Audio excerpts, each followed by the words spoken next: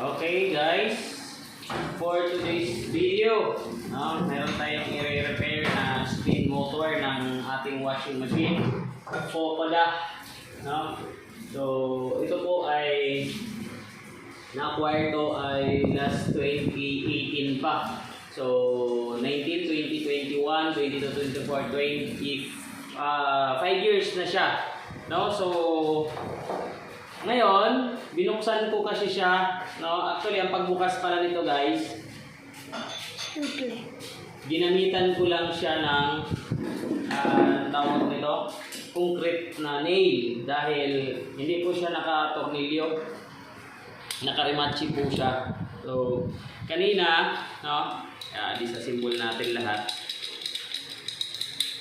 Hindi po kasi siya umiikot.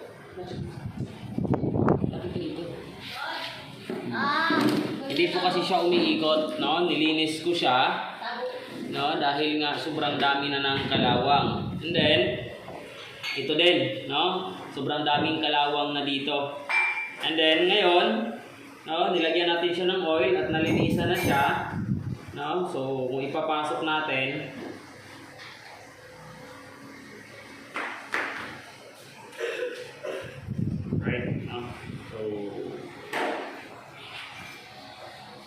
yan, nakapasok na siya. So, naiikot na po. Naiikot na. So, yun nga lang, ang problema, naiikot nga siya. Meron na po siyang mga putol. So, ito nga, nagkukulay black na po dito na side. So, ibig sabihin, may damage na po siya. So, may sunog na. So, ito pong nagkukulay white dito, meron po siyang corrosion. So, ibig sabihin, may loose contact, pag may corrosion dyan. So, pwedeng may putol. Dito din sa kabila, meron din po siya. So, corrode na siya. Corroded na. So, dahil mahihirapan tayo kung ating dudugsungin kasi yan, kailangan nating baklasin lahat ito. So, wala pang kasiguraduhan kung madudugtungan natin. So, kasi sa liliit ng wire na yan. As I've said dun sa isa kong video ng pagre-repair, hindi po tayo expert talaga dito. Tayo po ay may kunti lang pong kaalaman paano po masolusyonan pa po yung mga gamit natin na pwede pa natin sanang gamitin. Una ko kasing naisip na para siya ay magamit pa dahil hindi nga siya maikot. Mostly kasi pagka mga ganitong motor, yung dahilan lang po kung bakit hindi siya gumagana ay dumidikit, kinakalawang lang po yung kanyang bushing. So, nalinisan naman po natin. Yun nga lang ay meron na po siyang tama. So, I decided na papalitan na lang siya ng bago. So, nalinisan na po natin siya. Pero, nag-decide pa rin tayo na papalitan na lang natin siya ng bago dahil nga meron na pong putol. So, tinesting ko na to kanina, ayaw na talaga niyang gumana. So, ito naman, itatabi lang natin. Baka magamit pa natin itong ibang parts nito pagdating ng panahon kung kakailanganin. So, itatabi lang po natin yan. So, ito po yung ating sa kanyang preno. Ito naman yung sa sa bracket niya. So, ito minumodify na nga lang natin. So, pasensya na, hindi na tayo bumili ng wire na talagang akma dito. So, minumodify na lang natin. Basta't nahila siya, hindi na po siya didikit agad. So, anyway, so meron tayo dito, bumili na po tayo ng bago na spin motor. Yung spin motor natin,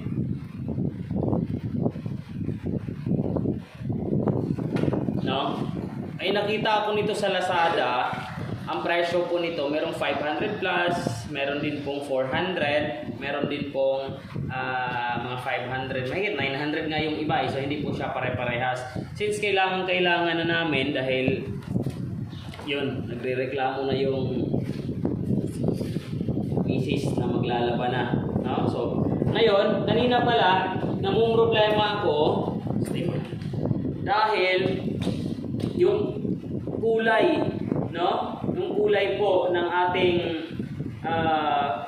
wire ay hindi po pare-parehas. Pero since normally po talaga sa mga ganitong spin motor po, ang common po talaga niya is yung kulay blue. So, kinunek ko na agad siya sa kulay blue. And then, yung isa para sa kanyang tawag nito, starter motor. starting motor rather, no? So naikabit na naman natin, no? Dalawa lang naman yung pagpipilian mo, no? So pwede natin siya i-testing, no? Kung makita natin kung umiikot nga siya. So ito, maging maingat din po, no? Hindi po pa ito na tipan, no? Mamaya natin i-finalize kung okay nga siya, no? So ganyan muna, no? Kita natin, kailangan pag nag-testing ka, no? Pwede naman pero mas maganda i-save na natin, no? Para iwas problema, no? Baka tayo ay makuryente pa, no? So sa mga ano po, mga beginners din po, pwede nyo po tong tingnan, no? Makakuha din po kayo ng, sana po makakuha kayo ng aral po dito. Pagka gusto nyo pa pong i-repair, mapakinabangan po yung inyong washing machine o kaya yung spin motor, kasi lalo pag nagtatag-ulan na, no, hindi mo hindi mo walang spinner ay mahihirapan, no? Mahihirapan po na magpatuyo ng damit, no? Dahil nga tag-ulan na. Samantala pagka meron ka pong spinner, medyo nakakatulong, no? Nakakatulong sa iyo, no? Mapabilis. And then isa pa, yung inyong gamit na itatapon mo na, no? Pwede pa palang pakinabangan, no? Pwede pa palang pakinabangan. Kasi kung bibili ka ngayon ng mga washing machine double tab na ganito, pinakamura siguro nito, depende sa brand po ha, pero pinakamababa po nasa 6,000, no? Sa ibang lugar, no, yung iba naman nakakakuha ng mga second hand, meron daw po silang makukuha na nasa 4,000, no? Yung iba mga slightly used, pero sa brand new talaga, kung pupunta kang mall, so mabibili mo siya nasa 7,000 ang pinakamababa, no?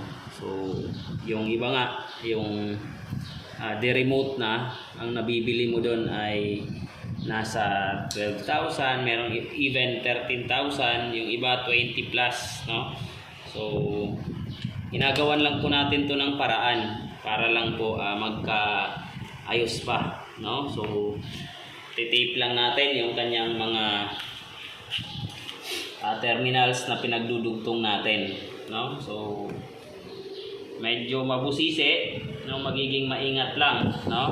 Maging maingat lang, baka magkamali ka ng connection. Kung hindi sigurado sa connection, wag na lang ding pilitin, no? Pero kung ikaw naman ay may kaunting kaalaman, ngunit gusto mong madagdagan, pwede nyo pong panoorin itong mga videos ko, no? Meron po tayong makukuha dito, no?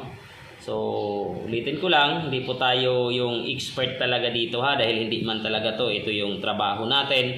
May kaunti lang po tayong idea, no? At sana makatulong din po sa inyo, no?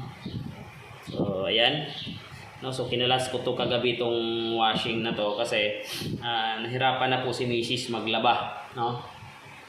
Yung washing gumagana, pero yung aming dryer ay talagang hindi gumagana. So sinubukan ko siyang tanggalin. Yun pala, may problema talaga yung kanyang motor, no? So subukan natin isaksak, no? Malaman natin to kung gumagana o hindi na, no? Pero for sure gagana yan, no? Dahil yan ay na-connect na naman natin. Otherwise mali po ang ating pagka-connect. So itong nabili kong spin motor na ito ay halaga pong 950, no? 950. O bakit ko nilagyan dito ng ganito? Para makita ninyo, no, na ito ay umiikot, no? Sa market meron pa po siyang tawag nito 950 yung price niya, and then meron po siyang diagram, no? Yun yung kulay green, yun po yung motor. May ano ba to?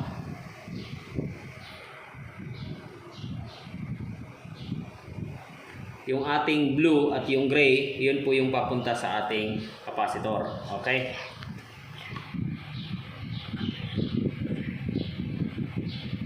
Sige, so i-testing natin para malapit na rin tayo malubat. Testing natin, sasaksak ko na. Isasaksak na natin. Yan. Tapos, ikutin ko yung switch niya. Makikita po natin, umiikot po yan. So,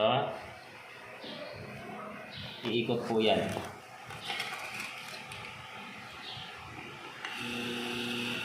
Ayan. So, nagiging successful po ang repair natin. Alright? Yan. So, as I've said, no, hindi tayo master talaga dito o expert, no? May kaunti lang po tayong kaalaman paano ito i-repair, no? So kung hindi talaga kaya, sa tingin niyo hindi kaya, so dadalhin niyo na po doon sa technician po talaga ng washing machine ninyo. Baka magkamali pa kayo ng pag-connect ng mga wire, masayang lang yung motor na binibili ninyo, no? So pwede rin, no? So yung ginawa ko nga dun sa isa kong video, nilinis ko lang po yung kanayang shafting, ganito. Pero ito po kasi, hindi na talaga po pwede dahil may putol na po, no? Pag may makita po kayong ganito, nagko-color white, meron po siyang corrosion. So ibig sabihin, meron po siyang putol dyan, no? Hindi magkaroon ng corrosion dyan kung walang putol o kaya lost contact. No, meron pa siya dito sa kabila, no? Kaya nagkaroon na dito ng black, no? Nagka-itim-itim na dahil nasunog na po siya. No, yung iba nito mga expert, inaamoy pa lang nila, sira na yan, no? Alam na nila na sira yan dahil dun sa amoy, no? Amoy sunog. Okay? Till our next video, guys, no? Salamat sa panonood. Bye-bye.